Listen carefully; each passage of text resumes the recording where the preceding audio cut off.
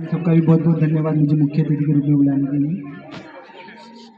मैं बस ये कहना चाहूँगा कि मैंने सबसे पहले मेरा परिचय कि मेरा नाम करण मेघुल सी है और हाल ही राजस्थान प्रशासनिक सेवा में ऑल राजस्थान 18वीं रैंक हासिल की है और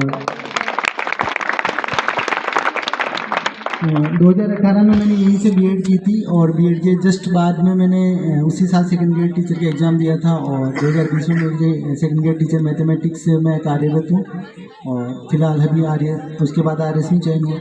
मैं बस ये कहना चाहूँगा कि जीवन में हर एज की एक महत्व होता है। आप जिस एज में हैं उस एज का बहुत ज़्यादा महत्व है। जीवन में कुछ करने के लिए 21 से 30 साल की उम्र है, वही सब कुछ है। आप 21 से 30 साल की उम्र भी 10 साल और 60 से 70 साल की उम्र भी 10 साल है, पर 60 से 70 साल के व्यक्ति की 10 साल का महत्व उतना नहीं है जितना 21 से 30 साल की व्यक्ति की उम्र का महत्व है।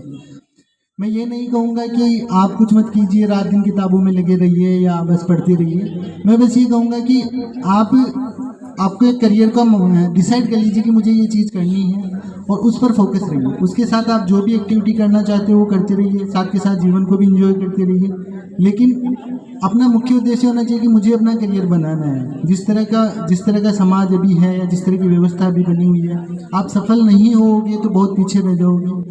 तो मैं बस यही कहना चाहूँगा कि तैयारी कीजिए, मेहनत कीजिए और मैं बस ये नहीं कहूँगा कि आप पढ़िए या पढ़ के ही नौकरी लगिए। आपका जो भी इंटरेस्ट है अपने इंटरेस्ट को लाइफ में फॉलो कीजिए। जैसे वो भाई जैसे गिटार बजाता है, उसको गिटार बजाने में इंटरेस्ट है, वो गिटार बजाए। किसी को डांस में इंटरेस्ट है, वो डांस कर सकता है, पर अपने लिए एक करियर डिसाइड कीजिए और उसी में आगे बढ़िए और उसी में मेहनत कीजिए। जहाँ तक बात रही RS या प्रशासनिक सेवाओं की, तो बहुत ही शानदार सेवाएं हैं। शायद समाज में जितना इन सेवाओं को महत्व है उतना शायद किसी अन्य सेवाओं को उतना महत्व नहीं दिया जाता है।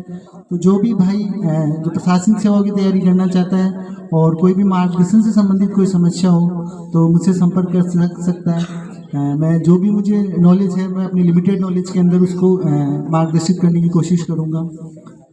एक साथ ही मैं बात करना चाहूँगा कि जब आप इस उम्र से निकल जाओगे तो ज़्यादातर आदमियों को रिग्रेट, देखो सफल असफल होना अपने हाथ में नहीं है, ये भाग्य की बात है ना। मेहनत सभी करते हैं, ईश्वर और भाग्य अपने साथ में होगा तभी अपन सफल हो पाते हैं।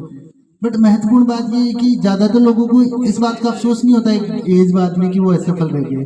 उनको अफसोस इस बात का होता है कि उन्होंने मेहनत नहीं करी।